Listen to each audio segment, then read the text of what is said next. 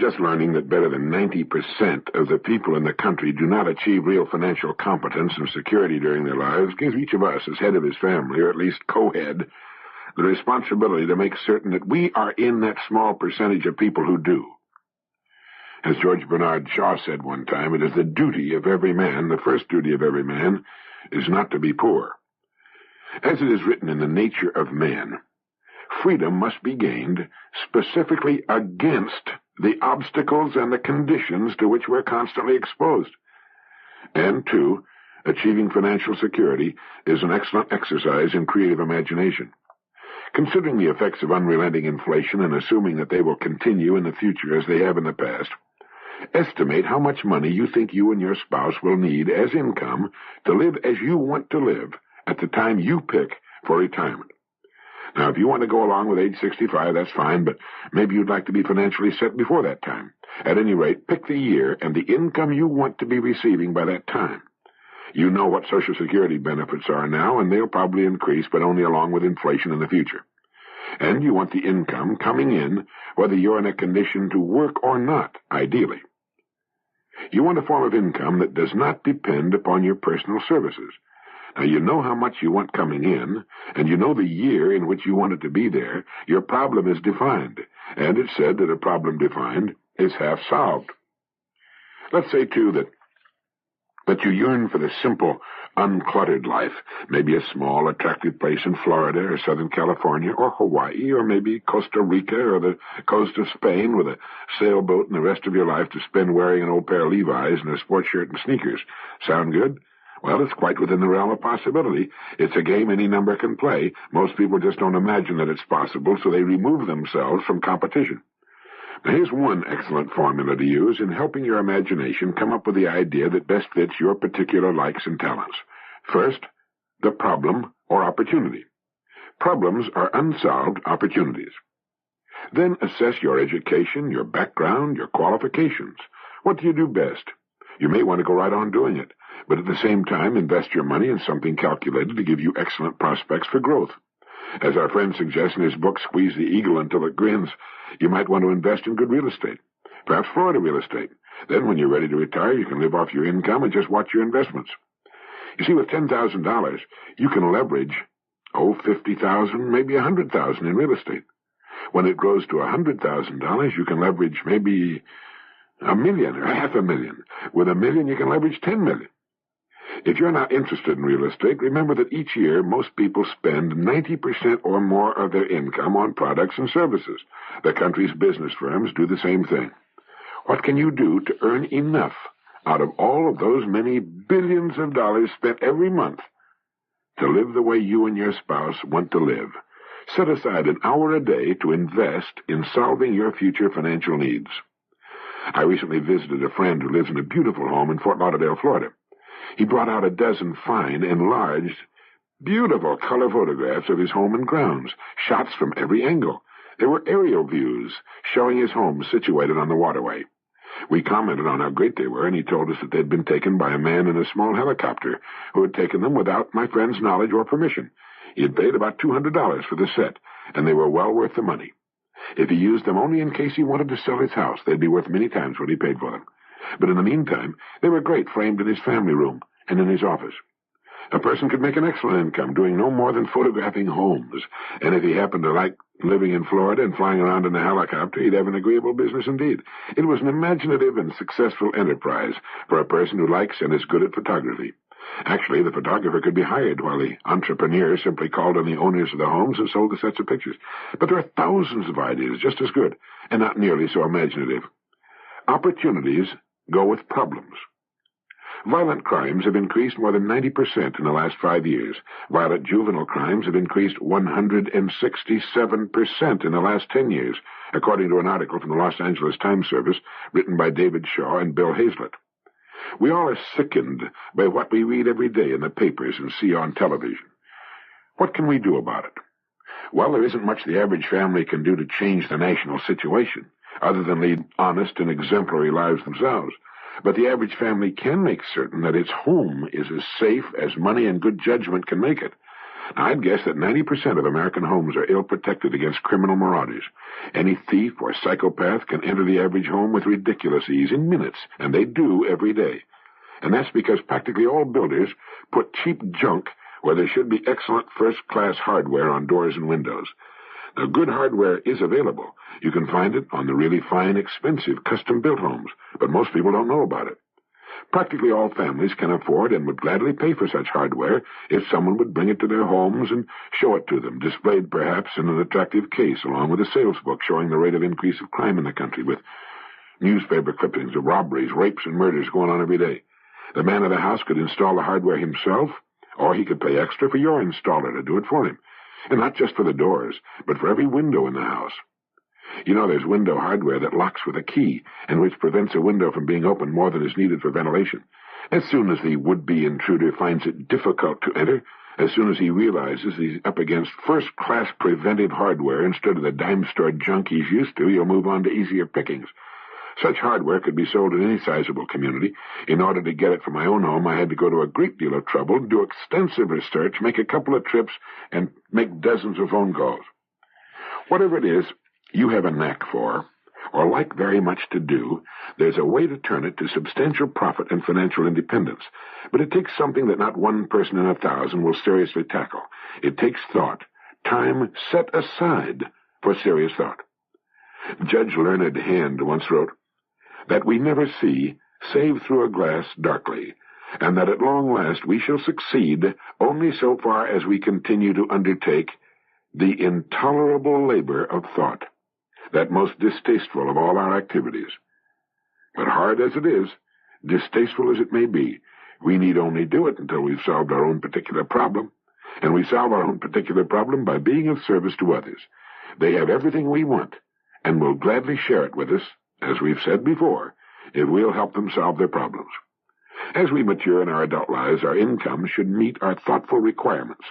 By establishing quality and simplicity as the guidelines of our lives, the income necessary to live a very good, full life can be surprisingly small. It should meet our qualifications, whatever they are, and that's our business. And any person can see to it that he has the income he wants all the years of his life and lives where he would like most to live. The number of business executives and managers who wind up behind the financial 8-ball should be something of a source of amazement to us all. Here are professional problem solvers who find they can't solve one of life's most important problems. They're usually good organizers, good leaders, good thinkers, and decision-makers. At least they're supposed to be. And when they find themselves living marginal lives on incomes representing only the barest fraction of what they're used to, they should be able to come up with the appropriate answers to their problems. If necessary, they can organize an entirely new business firm, providing some sort of needed product or service. With their experience and training, with all that time on their hands, such an endeavor should have every chance of success. However, should it fail, they'll probably be no worse off than before, and they can try again. It will also give them something exciting to fill their time, keep them in the swim of things. You know, Henry Ford was pushing 50 when he got started in the automobile business. A friend of mine started a brand new company when he was 65 and watched it grow during his lifetime to a $300 million a year institution. In fact, following retirement, it's quite possible for a person to do much better than he did during his regular working career. Today, millions live in cramped, crowded, crime-ridden, polluted cities only because of habit and the failure to use their imaginations. You'll hear people say, "But what if everybody suddenly pulled up stakes and took off to some sunny, agreeable place to live?" That's a ridiculous comment. The fact is that not everybody will. Everybody can, but everybody won't. If more people would, we'd see a more rapid decentralization of industry and a resulting better distribution of what's now a fairly stable population. The big, ugly cities grew on old trade routes at a time when transportation was limited to water and surface, mostly wagon and then rail transportation.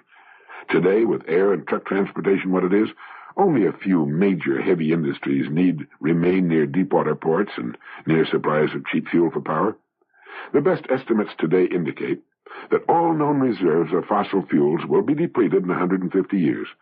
With the fusion process now only a matter of time, and with the deuterium supplies and seawater good for at least 1 billion years at a fraction of the present cost of coal and oil, and with practically no dangerous waste products, we're on the brink of a world revolution of ample power for all of the world's peoples. Moreover, with decentralization of our population away from the crowded cities, we live on 2% of the land, most of us, the industries and businesses which remain can transform those cities into clean, beautiful places in which to live. If you're interested in what can be done to make ugly cities beautiful, send for a marvelous lecture by Victor Gruen entitled Downfall and Rebirth of City Cores on Both Sides of the Atlantic. Gruen has a plan for redeveloping cities that won him the prize for architecture of the city of Vienna.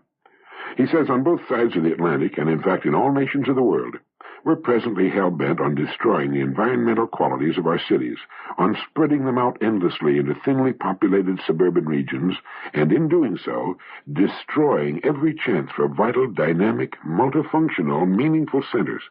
We have succeeded in making the urban environment unlivable and unworkable.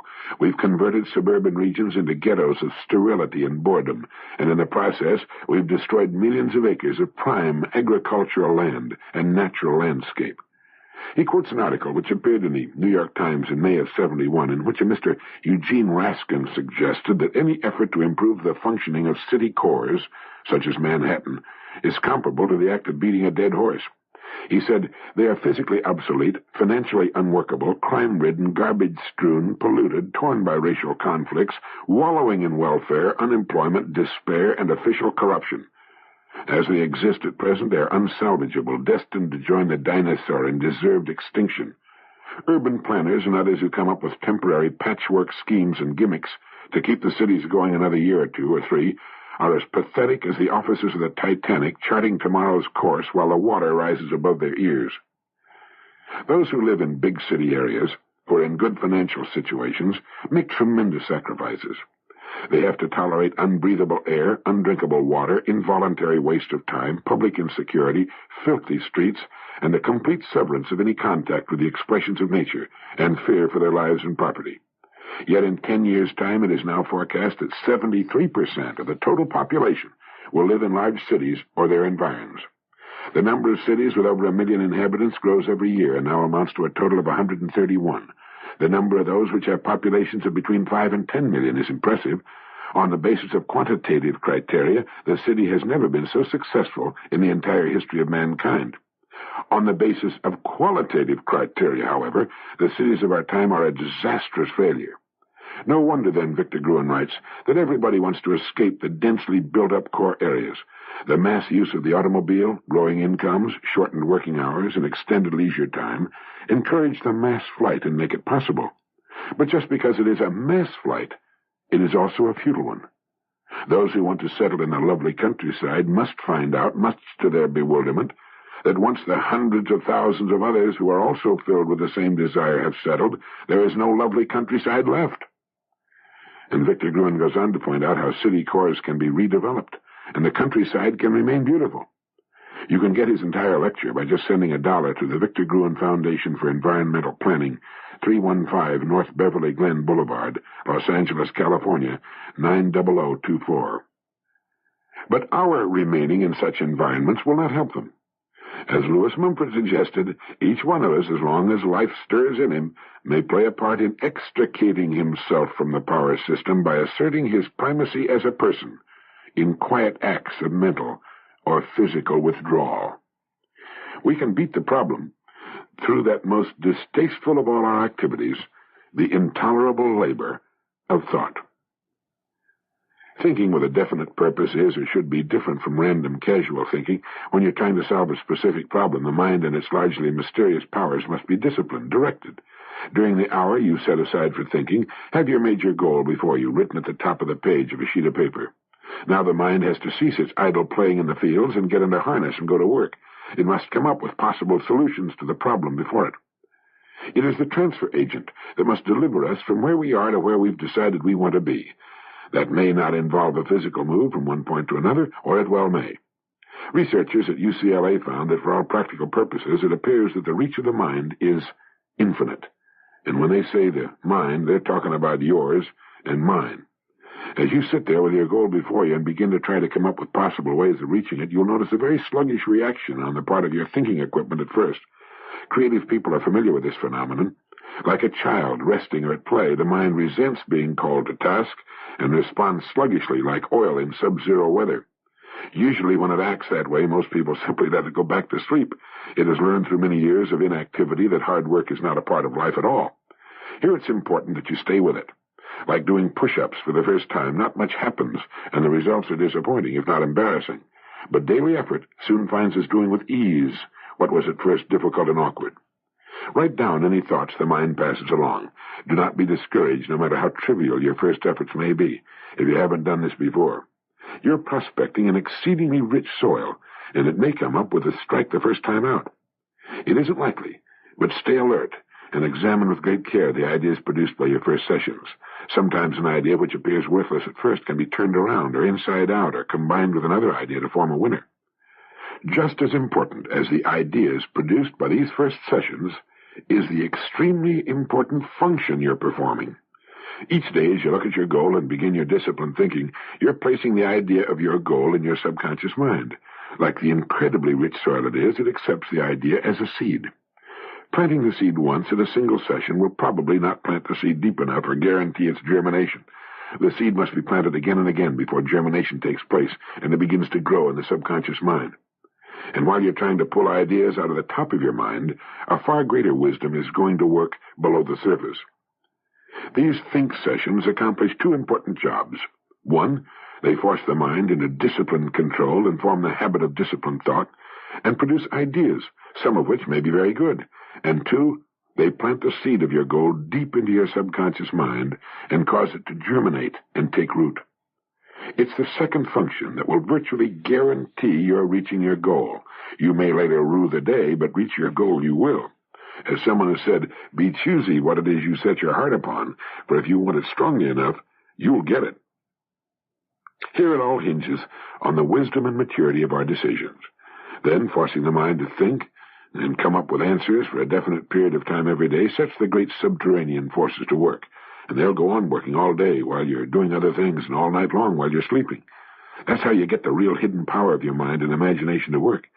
You've given it a specific job to do in the setting of your goal, and it can marshal massive, computer-like memory banks and countless extrapolations and permutations, trying a million possible pieces to the puzzle you've given it.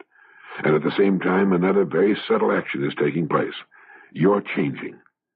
Subtle shifts in your personality and attitudes, your manner, your whole being are underway as you're being readied for the accomplishment of your goal.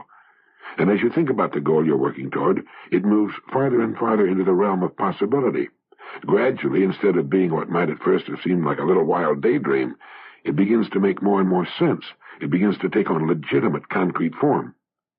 And finally, one day, when you least expect it, when the mind is at leisure, the idea will appear. It will slip into the edge of your consciousness so unobtrusively that, like a sly party crasher, you will be only vaguely conscious of it. But then, incredibly at first, then with mounting exhilaration, you'll see it for what it is, the idea you've been looking for. And if your goal is to live the simple, uncluttered life in some idyllic spot, you can achieve it. You can have your cake, and you can eat it too. You can, through the use of your imagination, do what you want to do, where you want to do it. You are under no constraint other than habit and self-doubt to suffer in one part of your life for success in another part. You can succeed in all parts. For those who are not ready to begin uncomplicating their lives, there are a million things calling for attention, opportunities everywhere. Every listing in the yellow pages of the telephone directory represents a business opportunity because not one of the businesses listed is being operated as well as it can be, as it may one day be operated. At the same time, let's remember those worthwhile guidelines, quality and simplicity. It's really quite surprising what we can do without and still live a richly satisfying life. We've been engaged for some time now in a national debauch of senseless consumerism in this country. Just as we eat twice what we need for good health, we often purchase twice what we need in the way of things which end by owning us, tying us down, worrying us as we try to maintain or keep from losing them in one way or another. I think what we're seeking is freedom. Freedom from things, as well as the opinions of others. It's amazing how people love to complicate their lives. Several years ago, a friend of mine played a trick on his wife that changed her life and his too. Over the years, his wife had formed the habit, and it's an easy one to form for a man or a woman, of shouting at the children in the morning as she tried to herd them off to school. She screamed at them to get up and get dressed, to come to breakfast, to get ready for school, to catch the bus. It was a scene no doubt duplicated in thousands, perhaps millions of homes every morning. But it left my friend John, his wife, and the children pretty badly shaken every morning, with nerves jangling and a great desire to get as far from that house as possible in the shortest possible time. Each morning, John found himself heaving a sigh of relief as he left the wild confusion and noise of his home for the relative quiet of the drive to the office. And on one such drive, he got an idea that he felt might help subdue somewhat the nerve-shattering cacophony of his mornings. So the next morning, without his wife's knowledge, John hid a tape recorder and microphone in the kitchen with the volume turned up. All through the frenetic tableau of shouting and imprecations, the silent machine recorded every word, every sound. Then, when the children had gone off and his wife was sitting limply in her chair with a cup of coffee, getting her breath back from her morning drill master duties, John played it back to her. For a few moments, his wife looked at him in curious amazement.